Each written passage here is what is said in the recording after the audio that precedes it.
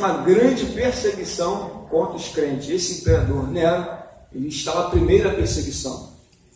E foi algo muito ferrenho, porque no ano 64, depois de Cristo, dia 18 de julho, 6 dias e 7 noites, aconteceu esse grande incêndio.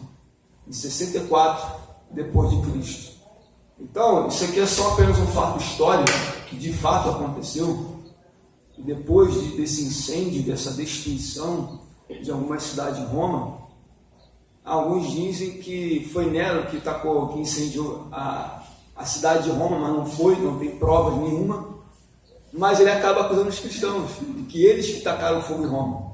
E aí acontece essa grande perseguição no cenário em Roma, e alguns cristãos acabam sendo mortos, levados a arenas, mortos por fera, queimados vivos, e aí por aí vai. Então são inúmeros tipos de tortura, de morte contra os irmãos da nossa fé.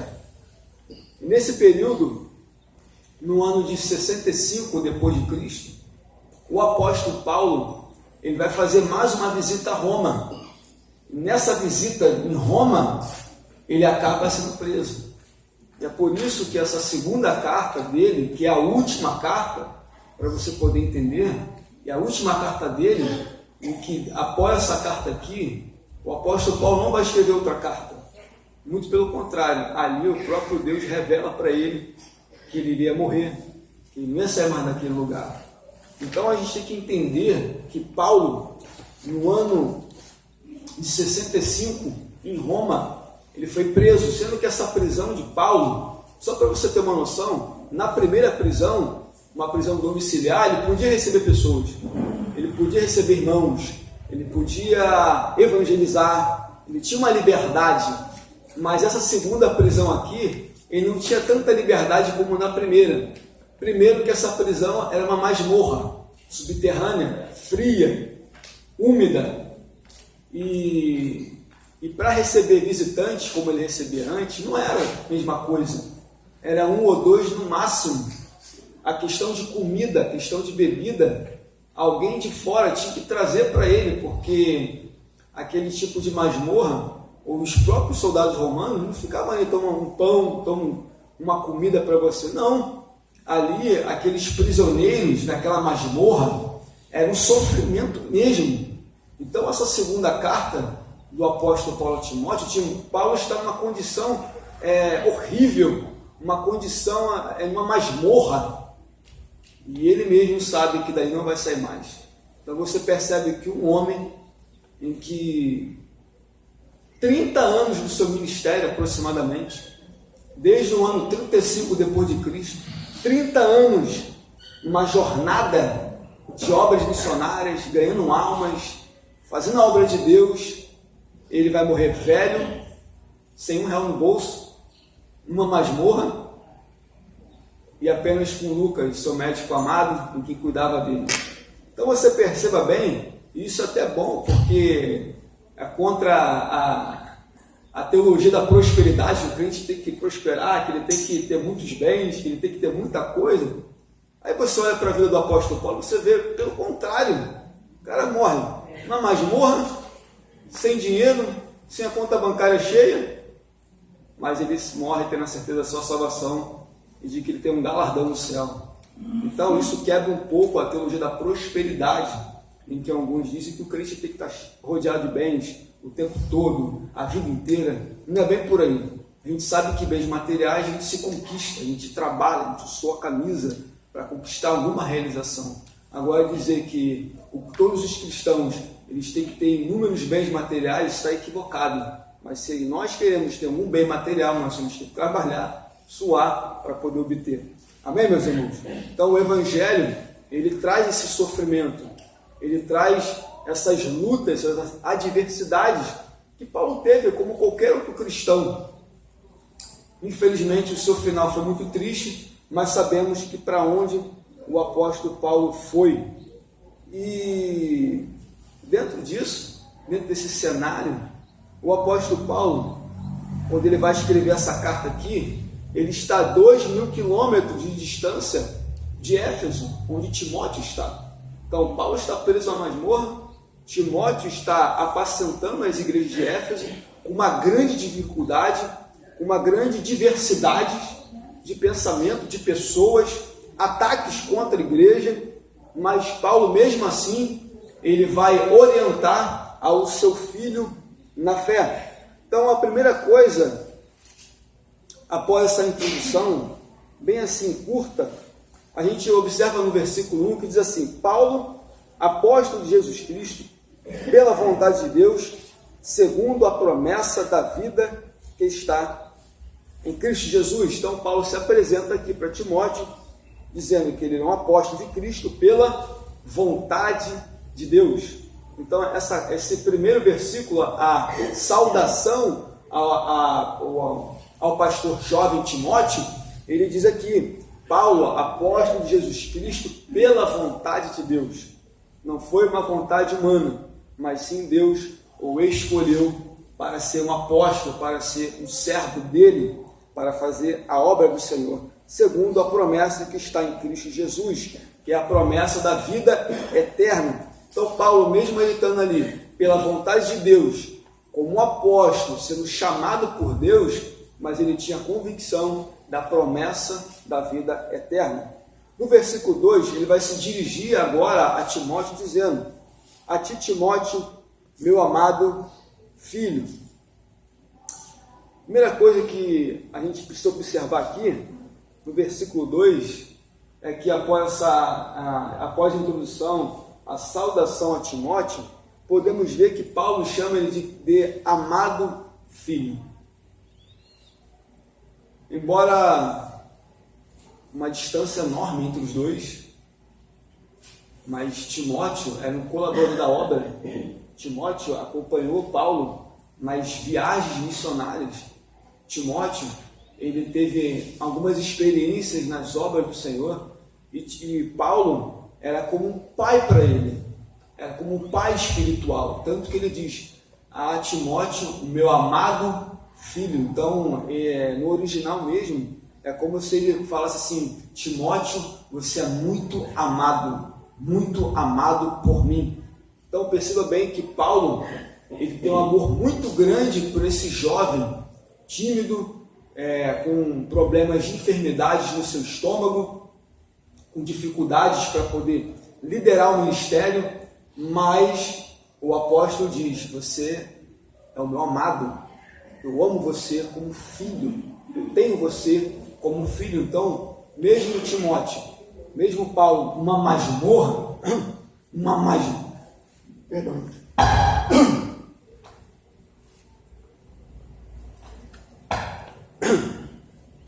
mesmo Paulo, uma masmorra, ele longe do seu colaborador na obra, mas ele tem o quê? Como amado. Olha, eu amo você, na pessoa de Cristo Jesus. Você é meu filho, eu ainda continuo amando você. Independente das diversidades que nós estamos enfrentando, você é meu filho. Então, pelo fato de Paulo considerar como filho, ele vai estar sempre o quê? Procurando cuidar, procurando orientar o seu obreiro na obra. Então, você perceba bem a preocupação de Paulo como um pastor para um líder, ele se preocupado com ele, o chama de amado, que ele tinha adotado ele espiritualmente como filho. E diz mais: paz e graça e misericórdia. Você perceba que nessa saudação, além de chamar ele de amado, muito amado por ele, por Paulo, ele diz aqui: paz, graça e misericórdia. Agora, como é que uma pessoa que está dentro de uma masmorra fria, úmida, ele vai se dirigir a seu filho na fé? Timóteo diz: paz, graça, misericórdia. Então dirige essas palavras transmitindo paz, graça e misericórdia a ti, meu filho Timóteo. Mas como uma pessoa pode transmitir paz, graça e misericórdia num estado que ele está de injustiça, num estado que ele está totalmente desolado, totalmente desamparado, mas mesmo no estado que ele está, ele transmite para ele paz, graça, misericórdia. Então, dentro dessa dificuldade, Paulo, ele vai transmitir essa saudação, saudando com paz. Talvez mesmo num cenário que talvez não tinha tanta paz, mas ele transmitia paz para ele, por essa carta. Então você percebe muito bem que Paulo era muito maduro para falar com seu filho na fé, transmitindo a paz, a graça e a misericórdia. Continuando, da parte de Deus e da de Cristo, nosso Senhor.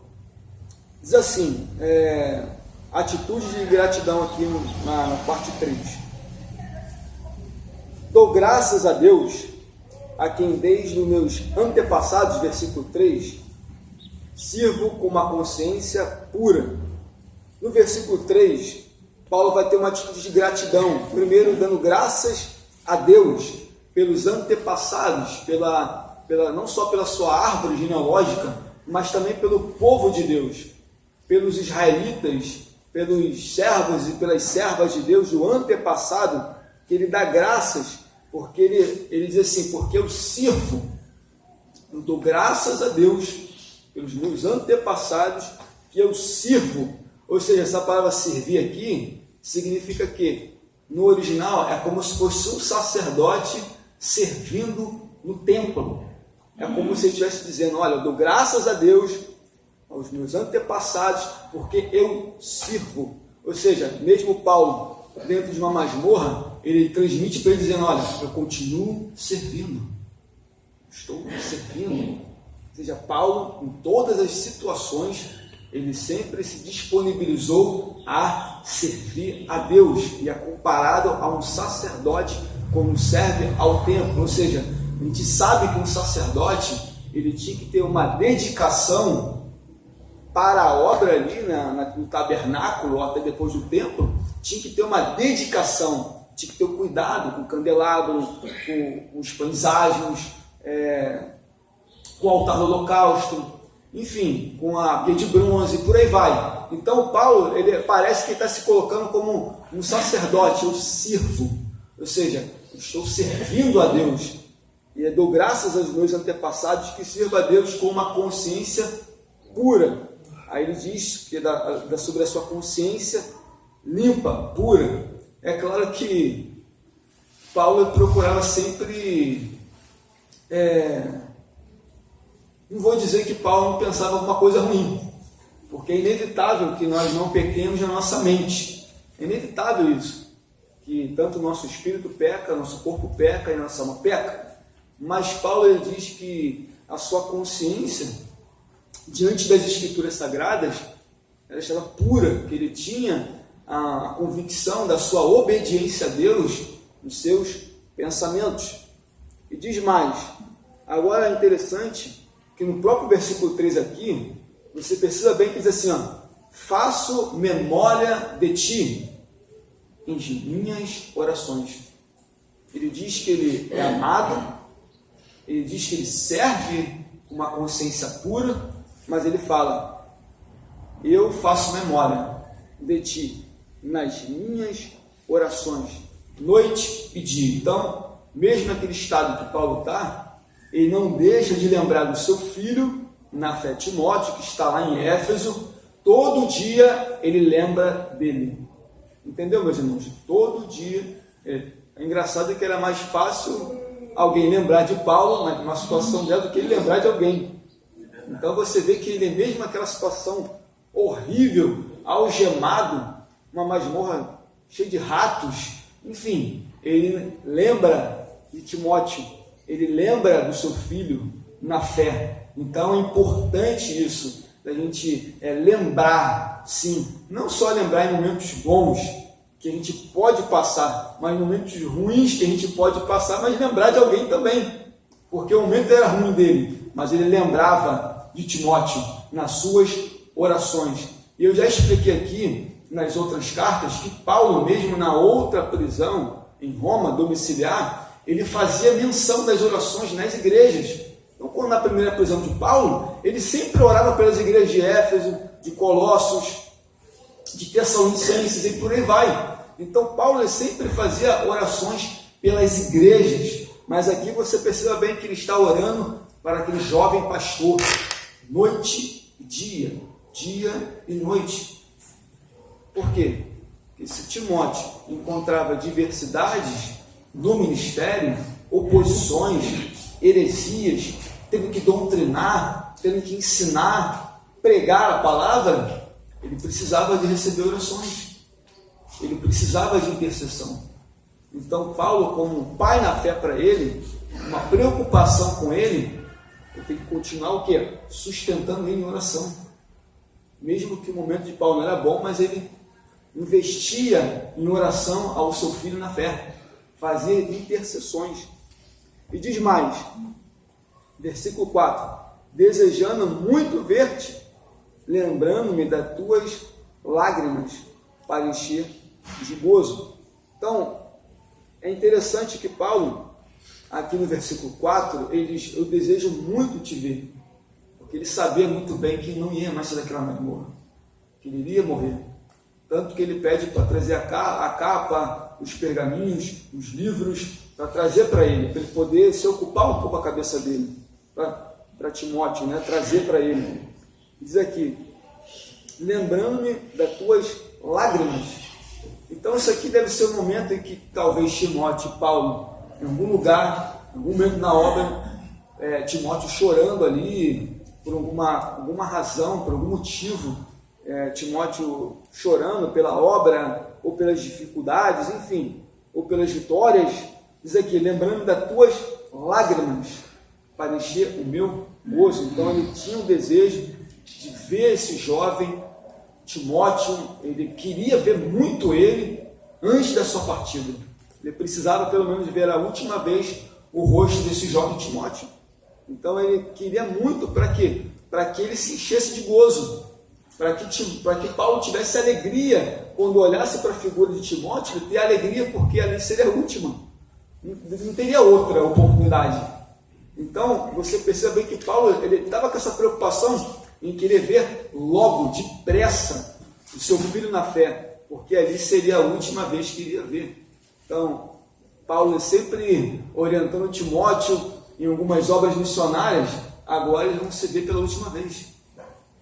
Por isso que Paulo estava com grande alegria em vê-lo logo, depressa, porque depois Paulo seria decapitado, não veria mais o rosto de Timóteo na terra. Lê alguém, por favor, aí, versículo 5.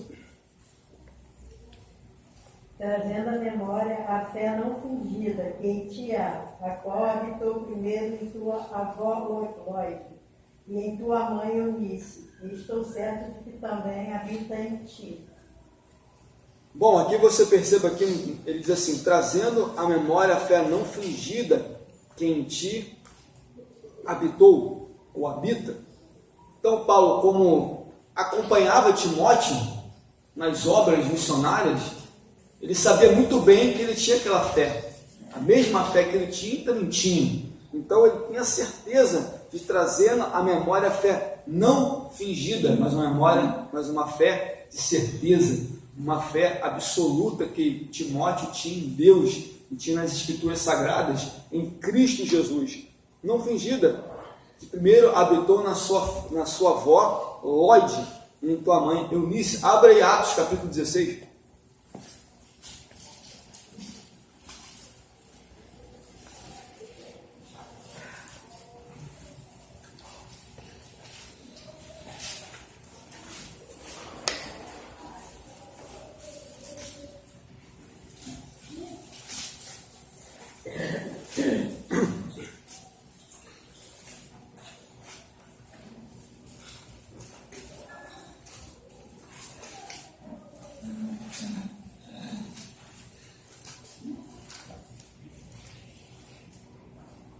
Atos 16, versículo 1. Quem achou, por favor, leia.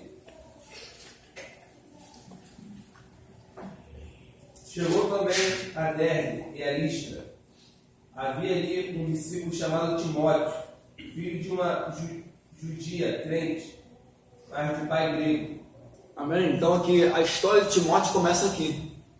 Ele era filho de uma judia, mas de um pai grego. Então a gente não sabe nem se o pai se converteu, mas a avó tinha aquela fé nas Escrituras Sagradas, a mãe também tinha, e logicamente eles passaram a Timóteo sobre a fé, sobre a doutrina, o Antigo Testamento.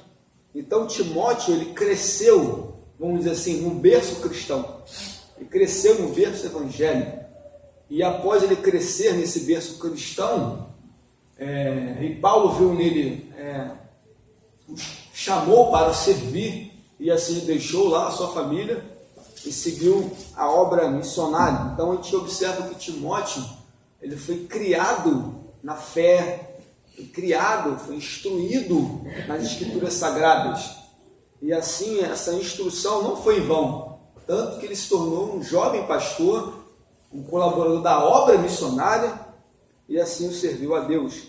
Mas agora, perceba bem no versículo 6, aqui eu quero falar sobre agora o encorajamento a Timóteo. A gente já falou um pouco da introdução da carta, a saudação de Paulo a Timóteo, a atitude de gratidão de Paulo. Agora vamos falar sobre o encorajamento agora a Timóteo. Então ele precisava encorajar Timóteo, aquele jovem. Diz assim, versículo 6, por esse motivo. Repare nesse item, por esse motivo. Por que Paulo fala por esse motivo? É só você ver o contexto anterior, é só você observar aqui no versículo 5, trazendo a memória não fingida que em ti há. Então, por esse motivo, essa fé não fingida em que há em ti. Então, ele encoraja Timóteo, dizendo as seguintes palavras, por esse motivo que eu acabei de explicar sobre a fé que há em você, por esse motivo, ele diz, lembro-te, desperta. Então, ele começa a encorajar a Timóteo a dizer o seguinte, eu estou, por esse motivo, a lembrar da tua fé não fingida, porque Paulo sabia muito bem que ele não tinha uma fé fingida, que ele tinha uma fé alicerçada. Então, por esse motivo, que eu fiz lembrar você dessa fé que habita em você, não é uma fé superficial, não é uma fé momentânea, não é uma fé passageira, não é uma fé que ele crê hoje e descrê amanhã. Não, ele sabia muito bem que ele tinha uma fé enraizada. Por esse motivo, que essa fé que habitou em você, e que eu tenho certeza que essa fé não é fingida. Outro ponto que ele diz aqui, lembra-te, ou desperta. Primeira coisa, por esse motivo, despertar você sobre a sua fé, que é não fingida. E outro item no próprio versículo diz, lembra-te, despertar. Essa palavra despertar aqui é comparada a uma fogueira. Então, esse jovem no ministério, ele estava enfrentando dificuldades, e Paulo orienta ele, olha, você por esse motivo, essa fé não fingida que você tem, eu preciso despertar você. Eu preciso te despertar. Eu preciso fazer com que esse fogo continue aceso, porque aqui é comparado a uma fogueira. Parece que aquele fogo está se apagando de Timóteo, e por esse motivo que aquela fé que habita nele não é fingida, eu estou despertando, fazendo com que essa fogueira fique acesa. Então é comparado a uma fogueira. Então ele precisava manter essa chama do ministério acesa. Ele precisava manter a sua vida espiritual acesa. Ele não podia deixar com que o seu ministério fosse se apagando. Por isso é comparado a uma fogueira que ele precisava manter acesa. Então era uma fé não fingida, mas precisava manter-se aceso. Amém, meus irmãos? Alguma dúvida? Que horas temos, por favor? Vamos, falta muito aí. Vamos lá, deixa eu correr um pouquinho aqui. Eu estou sendo muito acelerado, irmãos? Tá tudo bem? Vamos lá. Outro ponto aqui, por essa razão, sobre a fé, o despertamento, no próprio versículo 6, diz assim, o dom de Deus que há em ti. Repare mais um item aqui nesse versículo 6, que ele fala sobre o dom que existe em ti, pela imposição das minhas mãos. Se você for ver na outra carta, na primeira carta, diz que ele recebeu por profecia, por imposição de mão, 2 presbíteros. É como se Paulo tivesse naquele momento também, na imposição de mãos sobre Timóteo. Esse dom é específico que ele tinha, era um dom específico para a realização do ministério. Obrigado. Poxa, maravilha. Esse dom que ele tinha era específico para a realização do ministério. Então, para esse dom que ele tinha em Timóteo continuasse fluindo, era necessário o quê? Despertar ele. Era necessário lembrar da fé não fingida. Mas ele tinha um dom espiritual. E provavelmente esse dom aqui era um dom ministerial. Porque para ser um líder, um pastor, tem os dons ministeriais. Então, um dom ministerial que ele tinha. E talvez pelo fato de Timóteo ser um pouco tímido, ou dele recuar na fé, recuar na obra, então Paulo exorta ele, não, rapaz. O dom foi dado. Foi por imposição de mãos. Esse dom que está em você. Você não pode deixar com que esse dom fique parado. Você tem que continuar a jornada, continuar a obra. Não pode parar. Por isso que ele dá um alerta para Timóteo sobre essa imposição de mãos, desse dom que ele recebeu. Amém? Versículo 7. Se ele fala no âmbito ministerial, do dom, que ele precisava de despertamento, que ele precisava manter essa chama acesa, no versículo 7 diz assim, porque Deus não me deu espírito de medo. É interessante que, mesmo com essas orientações, ele fala para Timóteo, olha, Deus não te deu espírito de medo, ou espírito de covardia, porque diante das situações que ele enfrentar como pastor, ele não podia temer, ele não podia ficar com medo, ele não podia se acolher, ele não podia recuar. Por isso que Deus não te deu espírito de medo, Deus não te deu espírito de temor, mas te deu espírito de poder. Deus deu espírito de poder. Abra aí, por gentileza, primeira carta do apóstolo Paulo aos Tessalonicenses.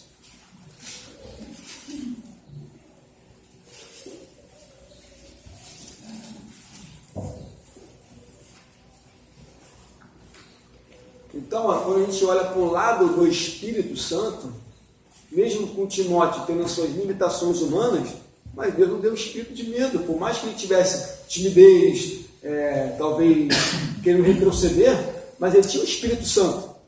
E é o Espírito Santo que nos ajuda o quê? A ir para frente, não é isso? É o Espírito Santo que nos ajuda a continuar a nossa jornada, e ele precisava disso. Leia, por gentileza, o capítulo 1, no versículo 5. Porque o nosso Evangelho não chegou até vós tão somente em palavra, mas sobretudo em poder do Espírito Santo, e em plena convicção, assim como sabeis ter sido o nosso procedimento entre vós e por amor de vós. Interessante, quando Paulo ele evangelizou Tessalonicenses, em Tessalônica, lá na sinagoga, ele não foi com palavras de sabedoria humana, ele foi na virtude do poder do Espírito. Então, esse mesmo poder do Espírito que habita em nós, que habitou nele, era suficientemente para ele poder o quê? Continuar a sua obra como pastor. O poder do Espírito estava sobre Timóteo. Ainda que Timóteo fosse um jovem, entre aspas assim, fraco, debilitado por uma sua doença estomacal, ou tímido, mas ele tinha o Espírito Santo, o Espírito de poder, que ia ajudá-lo na sua obra missionária, ajudar no pastoreio, naquelas igrejas de Éfeso. Oi? Esse poder é o mesmo poder que vem em Atos, quando os discípulos que não saem de Jerusalém até que vem do alto. Esse poder de Deus é o mesmo. Então, se a gente for reparar bem, eles, os apóstolos, já tinham o Espírito Santo. Já tinham o Espírito Santo.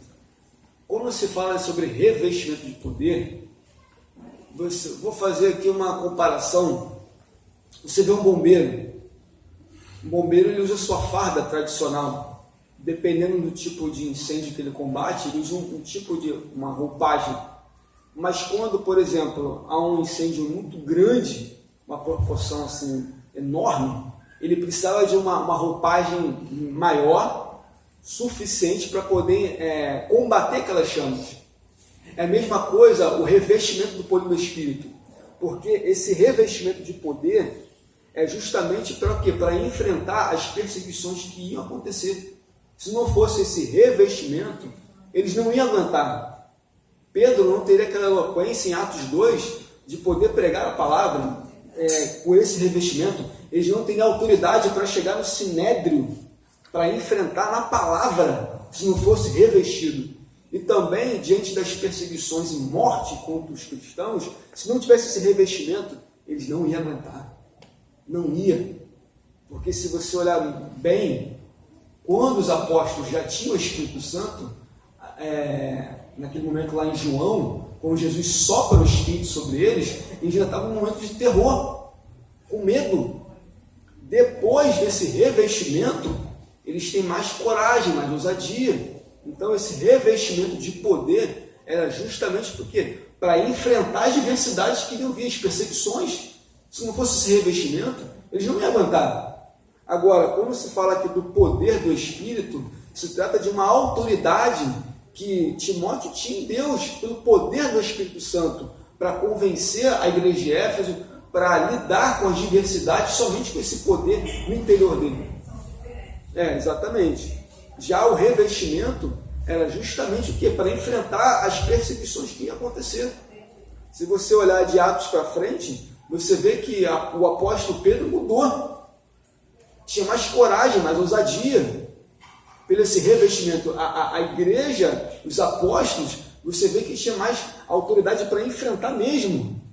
Mas se não fosse esse revestimento aqui para enfrentar, não ia aguentar, não ia suportar. Então Timóteo, ele tinha um espírito de poder. E além desse espírito, voltando para cá, acho que ficou bem claro? Maravilha? Vamos lá. No versículo 7 aí, do capítulo 1, porque Deus não deu o espírito de temor, mas de poder, amor e moderação. Ou seja, esse amor que tem em nós, pela pessoa do Santo Espírito, é amor. Aquele amor ágape, um amor sacrificial, um amor pelo próximo, talvez, um amor que Timóteo tinha do Espírito Santo para transmitir para a igreja. Amor, não só amor, mas com moderação. O que ele quer dizer com isso? Equilíbrio. Timóteo, você tem um espírito de poder, amor, equilíbrio, equilibrado. Ele não podia ser um líder desequilibrado, meio desengonçado. Não, ele tinha que ser equilibrado.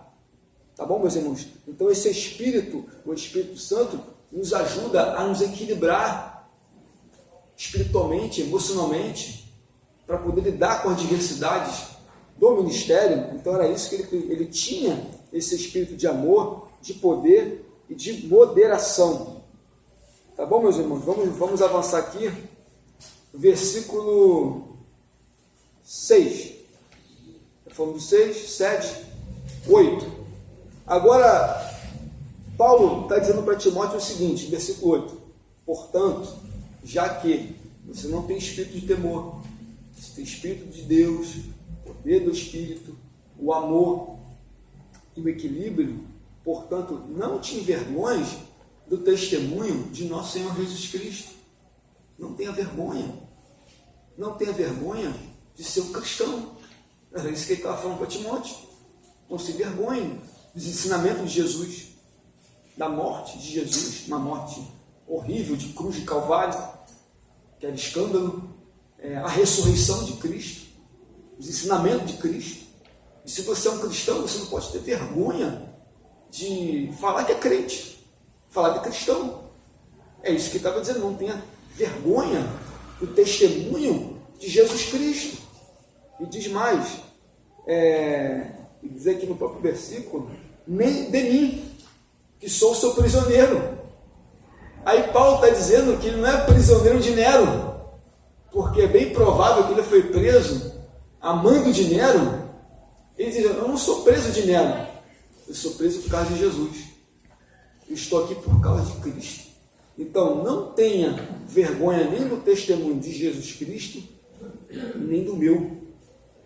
Era isso que ele estava transmitindo para Timóteo. Não tenha vergonha, porque eu estou nessa situação. Poxa, não servo de Deus, na masmorra, em algemas, preso, uma masmorra fria. Não, melhor não servir Jesus, não. Ele fala, não tenha vergonha disso, não. Nem do testemunho de Jesus, e nem do meu, porque eu sou prisioneiro de Cristo. Eu estou aqui por causa de Jesus. Eu estou nessa situação por causa de Cristo. Mas ele, não tenha vergonha, não. Muito pelo contrário, ele diz assim, participa das aflições do Evangelho. Era uma aflição que ele tinha que passar. Fala, participa das aflições. Se o próprio Jesus disse que no mundo nós teríamos aflições, não é isso? Então você tem que ser um participante. Você não pode deixar com que esse Evangelho, você não, eu quero essa parte do Evangelho aqui, essa parte desse Evangelho não quero. Não, participa comigo das aflições. E eu estou sentindo, e você também venha sentir do Evangelho segundo o poder de Deus. Agora nós vamos para o versículo 9, sobre a chamada para o ministério. Você perceba bem no versículo 9, seguindo o contexto do versículo 8, que participa das aflições do Evangelho, segundo o poder de Deus, que nos salvou. Ele está dizendo para Timóteo, olha, esse Evangelho, esse poder primeiro nos salvou, alcançou as nossas vidas. Você como pastor, eu como apóstolo, eu nessa prisão, você apacentando, esse Evangelho nos alcançou, nos salvou. E não só isso, mas nos chamou para uma santa convocação. Ou seja, cada um de nós aqui somos convocados, e eles também eram convocados para essa chamada. Então Timóteo não podia recuar diante de quê? De uma santa convocação. E quem nos chamou? Foi Cristo. Então, se foi Cristo que nos chamou, é uma santa convocação. É isso que ele está dizendo para Timóteo, olha, é uma santa convocação, ele nos salvou. E diz mais, não segundo as nossas obras. Então, ele nos salvou, ele nos chamou para uma santa convocação, mas não foi por quê? Por causa das obras. Ele diz, não foi porque você praticou coisa bonita. Que Deus olhou lá do céu, oxe, ele não te coloco nem como uma figura como cristão, mas como uma pessoa sem Cristo. Olha como ele é bom, como ele pratica a bondade, como ele dá assistência aos pobres, como ele é justo, então eu vou chamar ele para o Evangelho. Apenas pelas obras. É isso aí.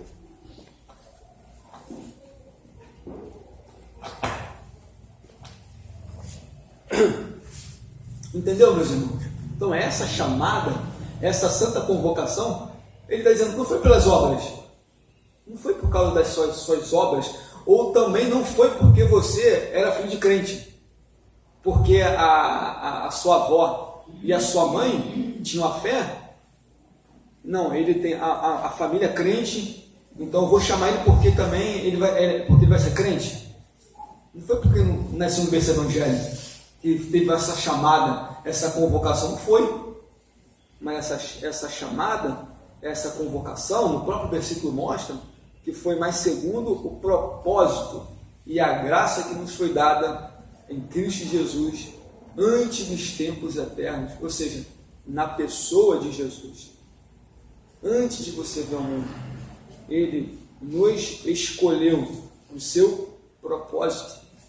Então, essa chamada, essa convocação, né, para cada um de nós, para a salvação também, porque nós fomos chamados, fomos convocados, eles, olha, isso aí está desde a eternidade.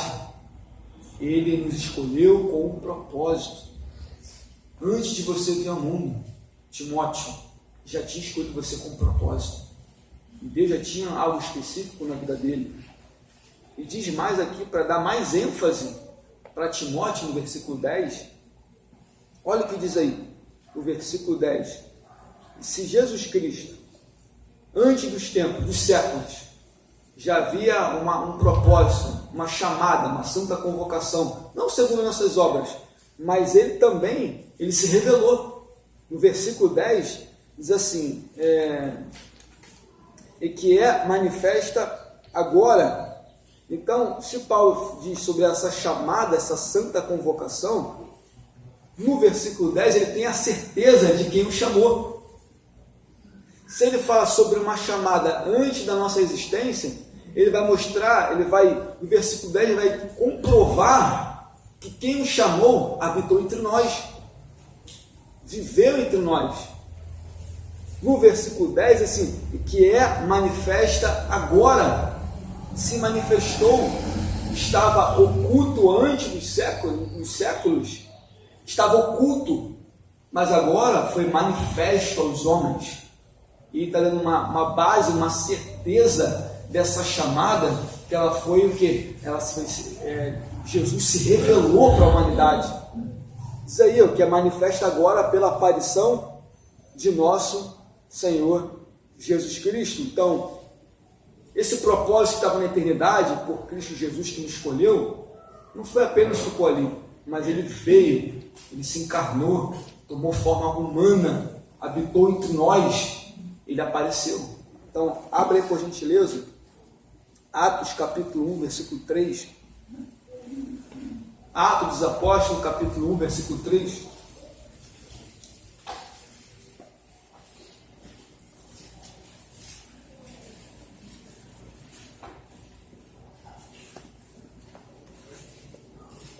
Aos quais também, depois de ter padecido, se apresentou vivo com muitas e infalíveis provas, sendo visto por eles por espaço de 40 dias e falando do que respeito ao reino de Deus. Então, um texto aqui para dar base de que Cristo não só apenas ele ressuscitou, mas ele ficou por um espaço de 40 dias, esse aparecimento depois de ressuscitado. Abra também em João, Evangelho de João.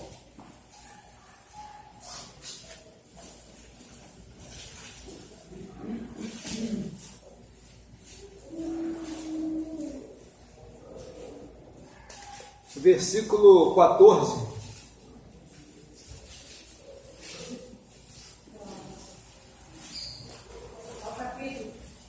Capítulo 1, versículo 14.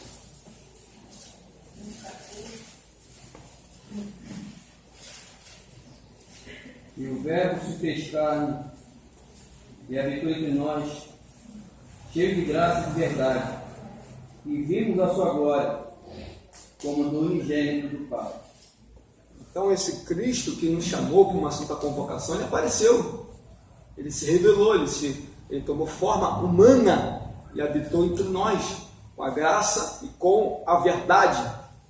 No próprio versículo 10, diz assim, pela aparição do nosso Jesus Cristo, a qual destruiu a morte. Ele não apenas apareceu, ele não apenas tomou forma humana, mas também ele venceu a morte.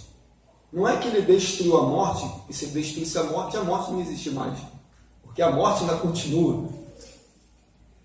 A gente sabe que pela desobediência de Adão, quando Adão pecou, consequentemente entrou a morte no mundo. Por isso, o ser humano morre, por causa do pecado. Por quê? Porque a Bíblia diz que o salário do pecado é a morte. É por isso que nós, seres humanos, morremos. Justamente por quê? Porque Adão pecou e herdamos essa herança adâmica, essa natureza pecaminosa, herdamos com ele. Por isso que todos nós morremos.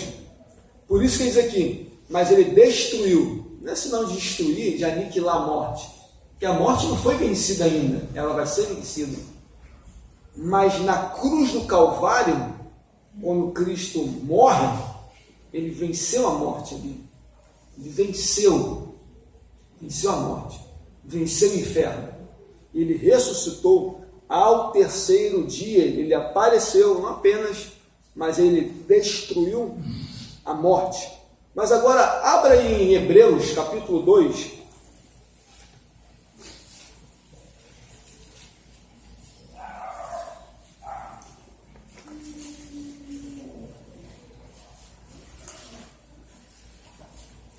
Hebreus capítulo 2, versículo 14. Portanto, visto que os filhos são pessoas de carne e sangue, eles também participam dessa quando sua morte para que por sua morte derrotasse aquele que tem o poder da morte, isto é, o diabo. Então repare, não é que Satanás ele tinha o poder da morte, ou seja, vou matar quem eu quero, vou matar a raça humana porque eu tenho poder sobre a morte. Não. Mas Satanás, ele tem o poder de influenciar as pessoas a inclinar elas para a morte. Por isso é dado esse poder. Você perceba bem que quando, antes de Adão pecar, ele influenciou quem? Eva. Coma do fruto, você não vai morrer. Isso eu não estou falando a respeito da morte, tá, gente? Estou falando a respeito da influência dele para o quê? Para eles pecarem. O que aconteceu? Eles pecaram e a morte veio. A morte física e a morte espiritual. Então, o diabo, ele tinha esse poder de influenciar, de fazer com que as pessoas se inclinassem mais e mais para a morte, induzindo elas para a morte, escravizando elas para a morte. Então, ele tinha esse poder de fazer isso. Mas quando Cristo, ele na cruz do Calvário ele morre, depois ele ressuscita, ele vence. Ou seja, é como se ele desarmasse o poder de Satanás. É como se ele vencesse a morte ali, e esse poder não é mais absoluto. Ou seja, agora quem está no controle da chave da morte do inferno é Cristo, a gente sabe disso. A gente sabe que o próprio Deus foi que criou a morte por causa do pecado. Mas essa influência de Satanás, esse poder que ele tinha de fazer com que as pessoas se inclinassem para a morte, foi o quê? Neutralizado. Porque se fosse assim, irmãos, você perceba bem, pessoas, por exemplo, num crack, a pessoa estava magra, debilitada, no osso, mas por que não morreu?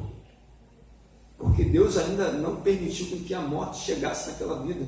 Porque ele neutralizou, entende, irmãos? Ele neutralizou esse poder que o inimigo tinha de influenciar, de fazer as pessoas se inclinar para morrer. Porque sabia muito bem, se as pessoas se inclinassem para morrer, perdia a salvação. Mas agora, esse poder agora, ele foi desarmado pelo Senhor Jesus Cristo. Ele anulou esse poder. Ou seja, agora quem Cristo é que tem esse poder de permitir quem morre e quem não morre, porque ele tem o poder de dar vida e tirar vida. Mas existe uma profecia, na primeira carta aos Coríntios, capítulo 15, lá para o versículo 54, 55, que diz sobre o quê? Que a morte vai ser vencida de uma vez por todas. Então a morte será vencida de uma vez por todas. Ela não vai mais ter esse poder, né, de trazer tanto sofrimento para a humanidade. Um dia isso vai acabar. Então Paulo está mostrando para Timóteo que não somente ele trouxe, ele mostra o aparecimento de Jesus, a destruição do poder da morte, mas também aqui no próprio versículo 10 diz assim, ó, trouxe à luz a vida. Jesus trouxe a luz, a vida para os homens. Leia em João, capítulo 1, versículo 4, Evangelho de João, capítulo 1, versículo 4.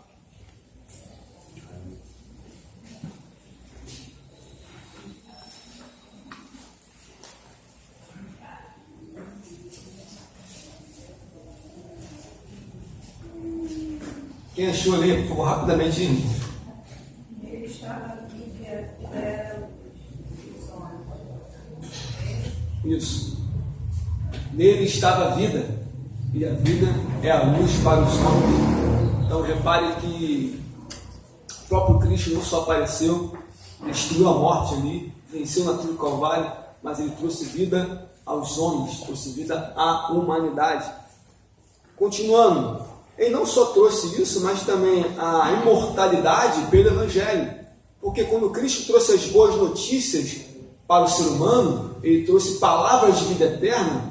É claro que todos morrem, mas temos a segurança em Deus, pela palavra, que nós não teremos uma morte eterna, mas sim uma salvação eterna, mediante a esse Evangelho que Cristo transmitiu. Aí no versículo 11, ele diz assim, para isso fui constituído, Ou seja, Paulo fala para Timóteo, olha, eu fui constituído para pregar esse evangelho do aparecimento de Cristo, que venceu a morte, que traz a vida aos homens, que tem essa imortalidade para a humanidade, uma vida eterna. Eu fui constituído pregador, apóstolo e doutor dos gentios. Aí Paulo se classifica como pregador, como apóstolo, como enviado, como mestre para os gentios. Amém, meus irmãos? E diz mais, versículo 12: por essa causa também padeço. E essa causa que ele padece é a causa do Evangelho. Não me envergonho, porque eu sei que tenho crido e estou certo que é poderoso para guardar o meu depósito até aquele dia. Ou seja, eu padeço, mas eu sei quem tenho crido. Eu sei que ele é fiel para guardar o meu depósito. A gente não sabe exatamente o que Paulo quer dizer aqui com relação ao depósito dele, mas ele tinha certeza, olha, eu tenho certeza que ele é fiel para guardar o meu depósito até aquele dia. Não sabemos o que Paulo quer dizer com isso, mas temos a convicção de que ele tinha o depósito e que Deus havia guardado para ele. Versículo 13: conserva o modelo das sãs palavras que de mim tem ouvido na fé, no amor que é em Cristo. Essas transmissões que ele passava para Timóteo precisava o quê? Conservar. Ele precisava guardar tudo que Paulo ensinou para ele. Ele precisava guardar as palavras, guardar os ensinamentos, guardar e praticar para liderar a igreja de Éfeso. Versículo 14: guarda o bom depósito pelo Espírito Santo que habita em nós. Agora, Timóteo, primeiro era Paulo, olha, ele é poderoso para guardar o meu depósito até aquele dia. Agora, com Timóteo, ele diz assim: guarda o bom depósito pelo Espírito Santo que habita em nós. Esse depósito aqui está sendo referente ao Evangelho. Guarda o bom depósito, o Evangelho, as riquezas do Evangelho, guarda pelo Espírito Santo que habita em nós. Ou seja, o Espírito Santo, ele que nos ajuda, que nos guia e também nos ajuda a guardar esse bom depósito. Por isso que assim, guarda o bom depósito, que pelo Espírito que habita em nós, somente o Espírito Santo nos ajuda a guardar esse bom depósito que estava em Timóteo. Amém? Continuando, versículo 15 para a gente ir para o final. Lê alguém, por favor, em versículo 15, por gentileza. Existe. Uma maravilha. Os que estão na Ásia, todos se apartaram de mim, entre os quais foram Figelo e Homônio. Agora ele está dizendo a questão pessoal dele. Falamos um pouco sobre o sofrimento, versículo 12. Agora vamos aqui no versículo 15, saber isso, que os que estão na Ásia, todos já se apartaram de mim. Agora que ele precisava de uma companhia, ele precisava de pessoas para dar um suporte para ele, todos o abandonaram na Ásia Menor. Mas foi uma obra espetacular que Deus usou Paulo na Ásia Menor. Quantas almas ele ganhou lá? Quantas pessoas ele ensinou a palavra? Mas ele disse que todos me abandonaram.